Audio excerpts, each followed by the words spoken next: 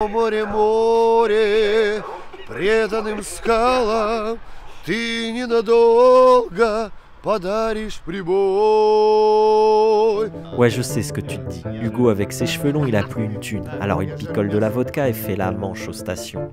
T'inquiète, c'est pas encore le cas. En Russie, les gens sont juste curieux. Un mot, un sourire, t'as déjà un pote. Mais avant de te raconter cette partie du voyage, laisse-moi t'expliquer comment on a réglé notre galère d'argent. Salut, on se retrouve, on est en Mongolie. Et ouais, en Mongolie. Alors pourquoi en Mongolie? Bah tout simplement parce qu'on a fait demi-tour. En fait, on a complètement sous-estimé l'impact des sanctions financières et on s'est retrouvé en Russie sans un rond.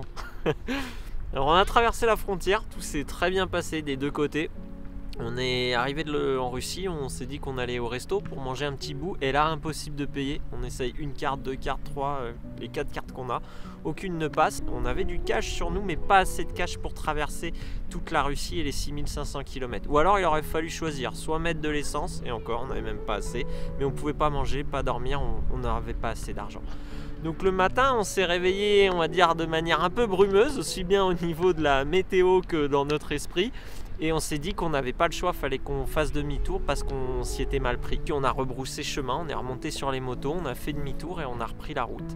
Alors c'était un peu touchy quand même parce qu'on était à 380 km de la frontière, donc il y avait cette problématique d'argent, donc on n'était pas sûr d'avoir suffisamment de thunes pour mettre de l'essence dans les motos. Mais finalement ça s'est bien passé, tellement bien passé que j'ai pu prendre un cappuccino sur une aire d'autoroute et on a rencontré un super motard, Nicolas, un motard russe en Africa Twin, super belle Africa Twin, c'était marrant, il avait les mêmes sacoches que nous là, des Rhino Walk. Et donc on a bu le café avec lui, il nous a montré d'où il venait, et il nous a dit qu'il était bientôt chez lui c'est 4300 km, mais en Russie c'est normal. Et il était du fin fond de la Sibérie, il faisait moins 61 l'hiver, il nous a dit, il était pressé de rentrer chez lui parce que des températures comme ça, il n'y a pas grand chose à faire. Et voilà, et après on a repris la route, donc direction la Mongolie. Là on est à Darkhan, c'est à 100 km au sud de la Russie. On s'est repréparé, c'est-à-dire qu'on a fait du change, on a retiré des dollars, on a changé du rouble, du cash, parce que là-bas, une fois qu'on a passé la frontière, on ne pourra rien faire. Et surtout, on a refait nos visas. On a eu les réponses aujourd'hui, donc on les a. Donc on va s'élancer demain en Russie, parce que les visas, vu qu'on a traversé la frontière, c'est comme un ticket de métro, une fois que tu l'as composté, bah, il est plus valide, donc il faut en refaire un. Demain, on reprend la route, je vais te partager la Russie. Mathilde, elle t'a déjà partagé le passage de frontière, le lac Baïkal, etc. Donc je vais pas le refaire parce qu'il y a un truc génial pour toi, ça s'appelle la téléportation. Bah voilà, c'est la magie de la téléportation, on se retrouve, on est au lac Baïkal, là où on s'est quitté la dernière fois. Alors le défi reste le même, 6500 km en 16 jours pour ressortir en Géorgie. On va prendre un petit déj et je vais te partager ça. Ça sera le début du partage de l'aventure russe. Allez go! Regarde-moi ce petit chalet, pas mal hein? Et ouais, je sais, on dirait encore un de nos plans paumés pour boire un cappuccino. Mais t'aurais pas tout à fait tort, parce que même en Russie, on perd pas les bonnes habitudes. Sauf qu'aujourd'hui, il y a un bonus, le petit-déj. Spasiba. Elles sont cool les assiettes là quand même. C'est du costaud. Quand t'es en road trip moto et que t'as ça qui débarque chaud, fumant, tu sais que déjà que la journée va être belle. Petit-déj russe, il est très bon. Ça donne le smile avant d'attaquer la route. Et des forces, il va en falloir parce qu'il y a plein d'ours dans la région.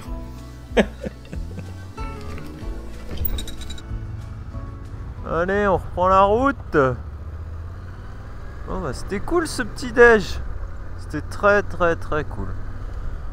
On va mettre de l'essence et puis let's go hein. C'est joli. Ces petites maisons en bois là, ça a un charme. Ça a du charme ces petites maisons en bois, ça a vraiment du charme. Bon là elles sont pas en bois.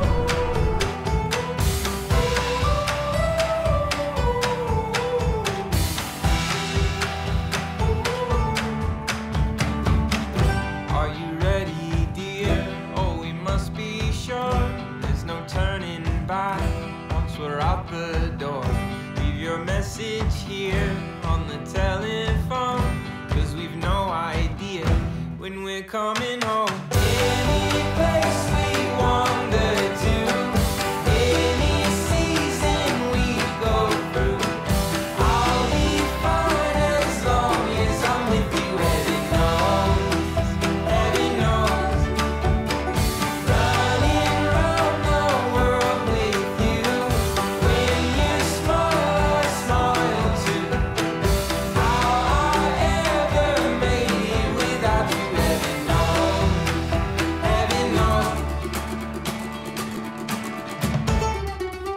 Assez vite, on comprend que la Russie, ça va être ça. Une route droite sans fin avec des camions lancés à plus de 100 à l'heure. Et puis t'as la signalétique, ces panneaux avec des destinations à des distances lunaires. Moi, si je vois un panneau comme ça en Europe, je vais traverser 3 pays. Ici, tu changes juste de région. Et c'est là qu'on réalise que la Russie, c'est un autre rapport à la distance, à la route. Tout est grand, tout est loin, tout prend du temps. Mais paradoxalement, ça me relaxe. Ouais, je me sens bien ici sur ma moto. J'ai pas peur, je suis détendu. Enfin presque, parce qu'il y a quand même un truc qui m'angoisse, le road rage. Tu sais, ces histoires où 2 types s'arrêtent au milieu de la route pour se mettre sur la gueule à cause d'une histoire de clignotant ou de priorité non respectée. Et là-dessus, faut reconnaître que les Russes ont un certain talent.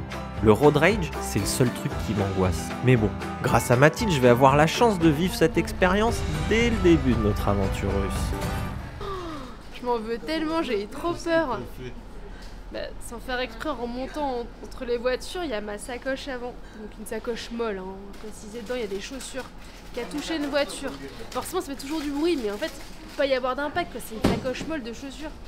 Et forcément, bah, le mec il a gueulé, moi j'ai avancé, parce qu'en plus on était sur le passage à niveau, c'était hyper technique et dangereux, j'allais me vautrer. Et en fait le mec il a bloqué Hugo derrière, et là je dis il va le faire tomber sur les passages à niveau. Et en fait j'étais pas trop sûre, donc j'ai continué à avancer. Et après j'étais plus loin, et évidemment derrière je me suis inquiétée après, et donc j'ai voulu faire demi-tour, j'ai fait tomber ma moto, donc j'étais coincée. J'ai appelé à l'aide des gens, ils s'arrêtaient pas, après il y a un cycliste qui m'a aidé. Et en fait bah forcément le mec il avait coincé Hugo parce qu'il voulait s'expliquer avec lui. Moi... Donc Mathilde évidemment elle tape la voiture, elle caresse la voiture et elle prend la fuite. L'autre il sort le bras, il commence à gueuler, bah il m'arrête, il me bloque. Moi tout de suite je dis bah ok vas-y on va sortir. Moi ok on se comprend pas hein, mais je comprends qu'il faut qu'on sorte, on s'arrête. Et là les 3 portières s'ouvrent, 3 mecs qui descendent. Moi j'enlève mon casque direct, je la joue en mode vas-y je suis étranger. Et il me dit Ruski, je dis niet, donc là il comprend que bah je parle pas russe. Et il sort son téléphone pour commencer à traduire. C'était un peu vénère quoi. C'était un peu surtout le chauffeur et tout. Il dit oui l'autre motard il a touché la voiture. Et c'est là où je l'ai joué ultra finement. J'ai répondu oui, j'ai vu, je sais, je suis désolé. Et j'ai placé cette phrase magique, c'est ma femme. Et en fait, je me suis dit dans l'esprit d'un russe, le mot femme, ça va sous-entendre, elle sait pas conduire. Et le mec, il a repris le téléphone. Il m'a dit ok mec, c'est pas grave. Et il m'a dit ouais, faites gaffe et bonne route. Et les 3 m'ont serré la main et on en est resté là. Mais je pense que c'est le fait de mettre femme dans la phrase, ça leur a fait dire ah ouais, ok mec, on comprend mieux la situation. Ils ont été cool parce qu'ils ont dit oh le pauvre mec, j'aurais pas aimé être à ta place. Putain, je t'ai sauvé. Voilà, ils ont eu pitié. Au final, ça s'est bien terminé cette histoire. On est reparti, on a roulé toute la journée, traversé des villages et des bouts de Russie sans fin. Le soleil décline et maintenant faut qu'on trouve où dormir. Mathilde a repéré un coin sympa, paraît-il. Parce que en Russie, il y a vachement d'enfants dehors quand même qui jouent et tout. Ah, c'est ça, ce que je disais là, les vieilles maisons en bois qu'on voit partout, putain. Ça, c'est typique, hein. Ça, c'est typique.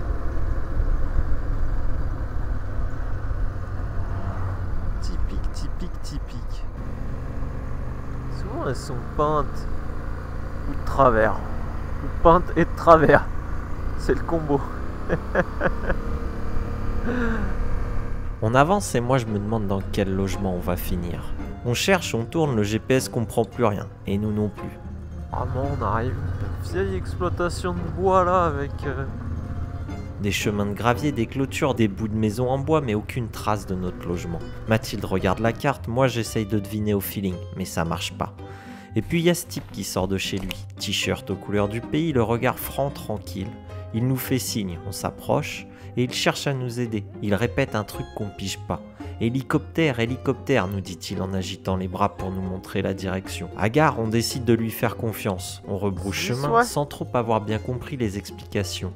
Mais 800 mètres plus loin, au moment d'entrer dans le parc, on finit par l'apercevoir, le fameux hélico. Le vieil hélicoptère. Trop fort. On atterrit dans un genre de Center Park version Russie. T'imagines ? Un vieil hélico planté sur des poteaux à l'entrée du parc, une statue d'ours pour t'accueillir, des cabanes en bois, un terrain de volley et des gens qui passent du bon temps. Notre logement, il est juste au bord de la rivière. Dans l'air flotte une douce odeur de pin et partout autour la vie, la nature qui s'agite doucement. franchement. Après une journée de route, c'est pas paradisiaque ici. Tu peux visiter? C'est comment?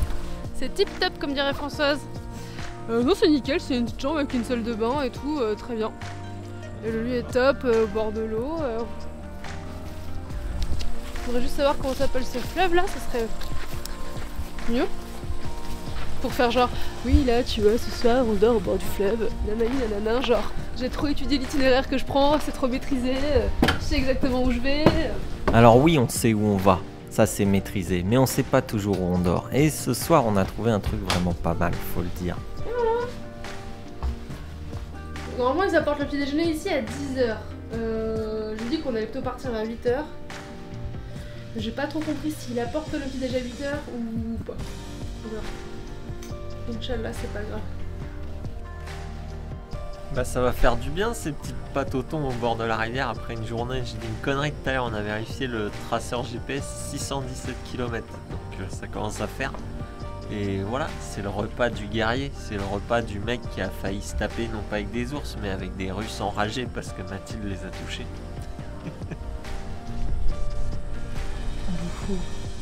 Oh bah ça m'avait manqué, tiens, un petit mot d'amour. Allez, à table.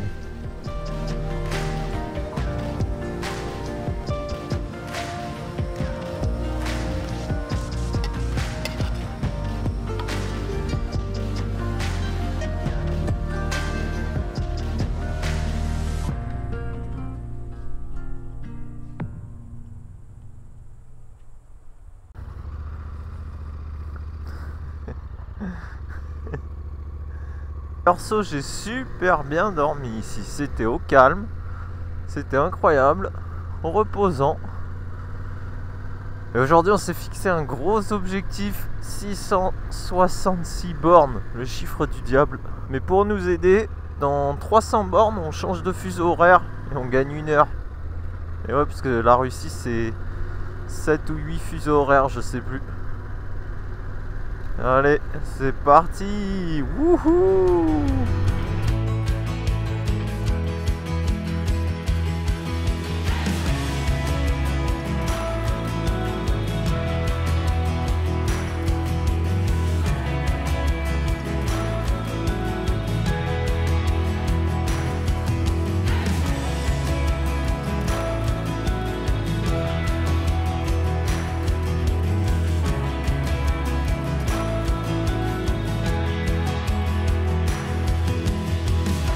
Désormais, nos journées en Russie vont surtout ressembler à une danse un peu absurde entre soleil éclatant et pluie diluvienne. Tu sais, ce no man's land que tout motard connaît, cet endroit météorologique étrange où à peine sec de la dernière averse, tu te reprends une douche gratos, histoire de bien rester trempé. Heureusement sur la route on trouve refuge, ces fameux arrêts au stand qui nous permettent de boire un café chaud et éventuellement manger un peu tout ce qu'on trouve afin de compenser les calories qu'on perd en luttant contre les aléas climatiques. Crois-moi, sur 6500 km des pauses essence on va en faire un paquet. Mais ce qui est beau en Russie, c'est que même les stations-service deviennent des lieux de rencontre. Un regard entre motards, un petit check discret, un sourire pour se réconforter. Et parfois ça va plus loin, une discussion, un vrai moment d'échange et de curiosité. There is a very beautiful place. I will show you a little bit. I'm working in Spain company Ulma. Yeah, it's Packaging machine. Yes. Yes. Ce monsieur il nous a tout simplement vus et il a décidé de nous montrer des endroits de son pays qu'il trouve jolis et qui potentiellement peuvent nous intéresser. There is a beautiful place like this mountain, river, Oh yes. and anything else. Mountain with the snow cap. Huh? And sun because there is no sun today. Yeah, yes. It was last week, and Okay. today is a little bit so rainy. Yes. Mais en plus de gentiment nous montrer des endroits jolis en Russie, on partage une passion commune tous ensemble, la moto. My last model was this one. I will show you. Where is it? BMW. Yes. In English, it is BMW. Yes. Not GS. RT. Not RT. Ah. It's classic. Ah, 90. Not 90. This one. Ah. Yeah. The naked one. Yes. But the motor and engine from GS, Yeah, okay. and It's naked. suspension is from GS. Okay. The same. And before I had Africa Twin. Ah, Very Africa good Twin. motor. Very good motor. Okay. Yes. Okay. Thanks. Maybe another TV. Ah, yes. This guy traveling Hitchhiking. Yeah. traveling by hitchhiking. Stop. Hitchhiking without car, without anything. Just backpack. Okay. Yes. Wow. He's going from Moscow to Vladivostok, and now he's going from Vladivostok to Moscow. To Moscow. Wow. Come back. He wanna take photo. Yes, with you. yes. Is it okay? Yes.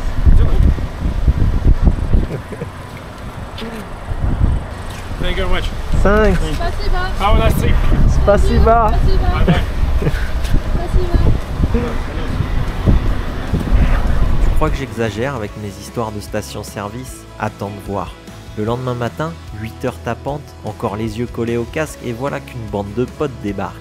Le genre de gars dont tu sais pas trop s'ils finissent la soirée ou s'ils commencent déjà la suivante. No Russian, English. Просто путешествуете. А, вы не русские? No. А, ну, Евросоюз. Where are you from? А, France? Yes, ну, красава, молодцы. Решили прокатиться по всей России? Нет, да.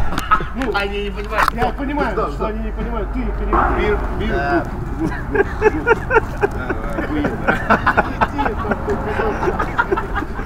Avec Mathilde, on est hilar parce que bon, vider des bières sur une station-service comme si c'était happy hour, c'est pas tous les jours qu'on voit ça. С Францией. Куда двигаетесь? Как, блядь, куда? From west.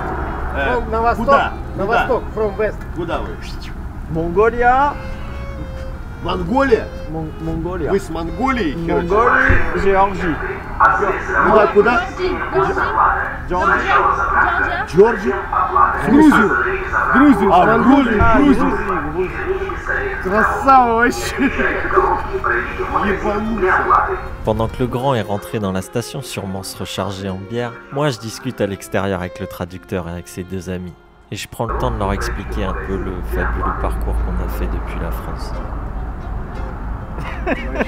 Вообще.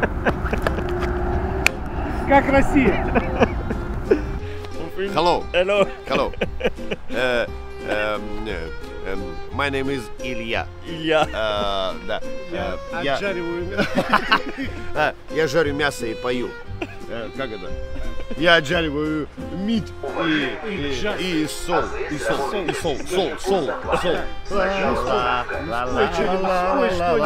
Давайте я спою вам на камеру. Дайте. О, море, море, преданным скалам, ты ненадолго подаришь прибой. Так, мы погнали дальше, короче, они погнали дальше. Ирак, Пакистан, Афганистан, Монголию. Да. Чайна? Китай. Через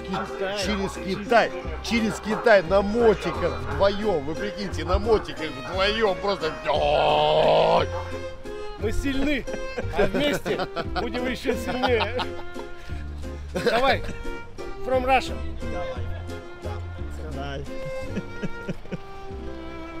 Ah, les Russes. Incroyable cette rencontre. Il est 8h du mat là sur l'aire d'autoroute. Ils sont pétés à la bière, mais très sympa.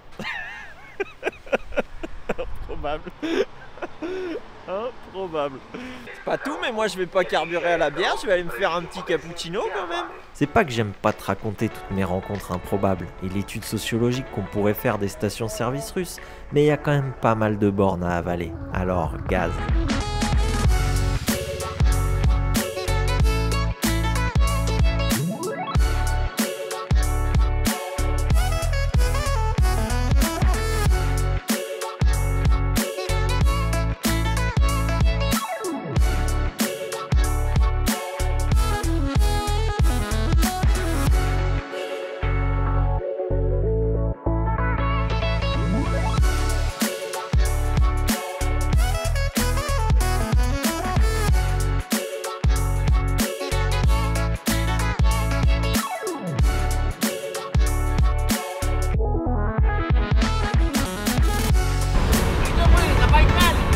Yes, Baïkal.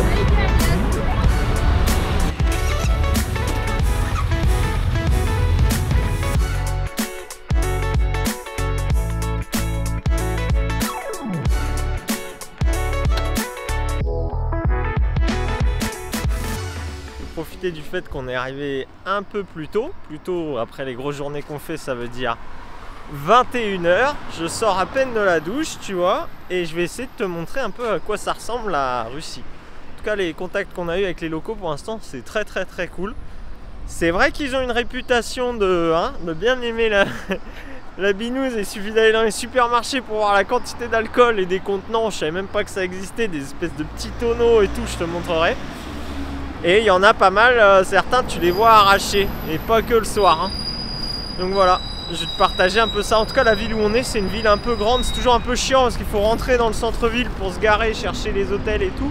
Donc on évite, mais ça permet aussi de découvrir un peu la Russie. C'est vrai que tu as quand même toujours ces grands espaces là, ces grandes places parfois, ou ces grandes avenues qui font très staliniennes quoi. Bah t'as vu la statue, t'as vu le personnage.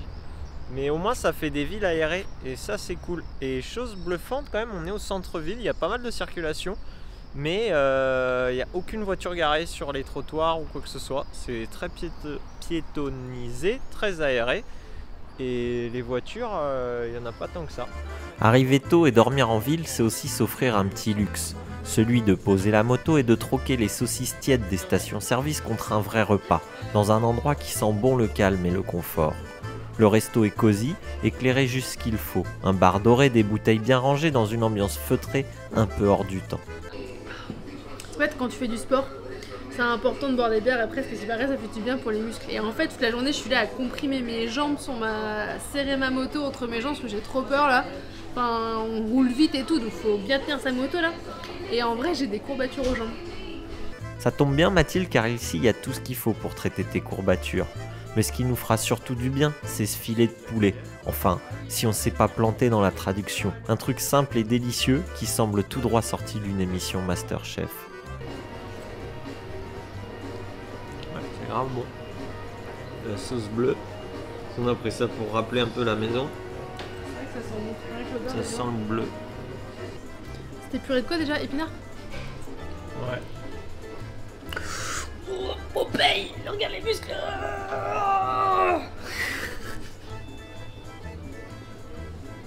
L'abus d'alcool est dangereux pour la santé. C'est la fatigue. Quand on dort en ville, parfois on finit dans une petite chambre comme celle-là. Une sorte d'appart-hôtel sans prétention. Pas beaucoup d'espace, juste de quoi faire sécher nos fringues trempées de la journée. Les bottes dans un coin, les vestes au pied du lit, les sacs qui débordent. Et Mathilde, qui essaye tant bien que mal de mettre un peu d'ordre dans le chaos. On prend la flotte toute la journée, on n'a pas de pantalon de pluie, ni Mathilde ni moi, parce que moi je l'ai flingué et puis Mathilde il marche pas bien, il est percé ou je sais pas, bref peu importe.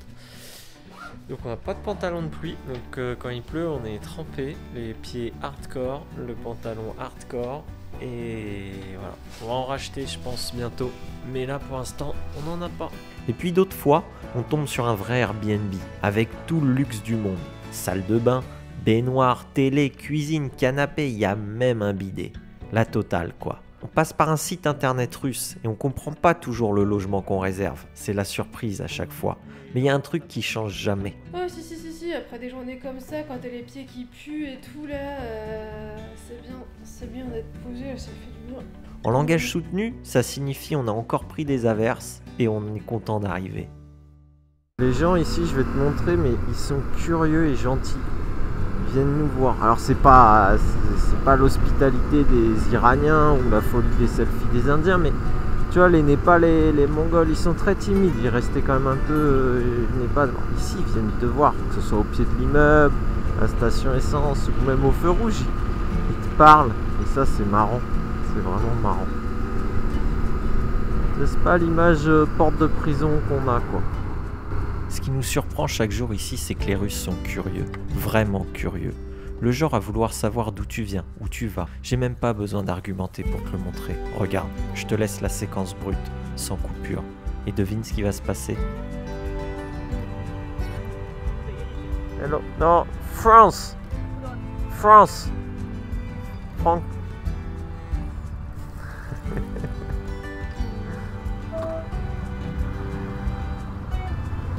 Oh, tu vois, j'ai même pas fini ma phrase que la fenêtre elle descend.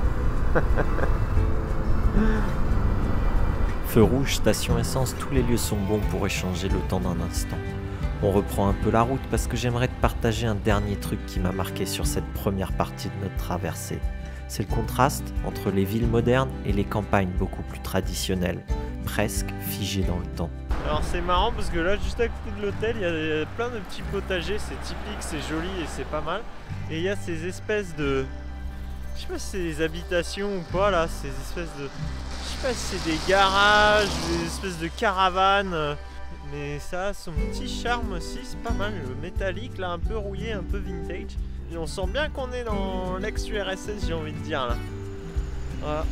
Bon, je sais pas si les mecs comme moi avec les cheveux longs, ils avaient leur place à cette époque, mais...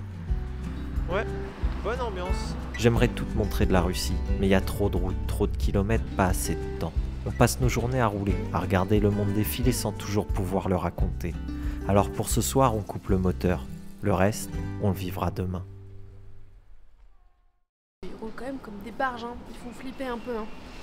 Je vais te dire un secret, le soir quand on arrive dans les chambres d'hôtel comme ça, schlag, et qu'on déballe tout, bah la team mal au cul elle se transforme en pu du cul, parce que toi t'as pas les odeurs mais ça pue la transpi à balle. L'humidité parce que... C'est l'humidité, ça pue l'humidité, c'est ignoble. Je vais te nettoyer ta visière, elle est dégueulasse, tu dois rien voir là, tu dois vraiment rien voir sur la route. Danger public, pire qu'un russe.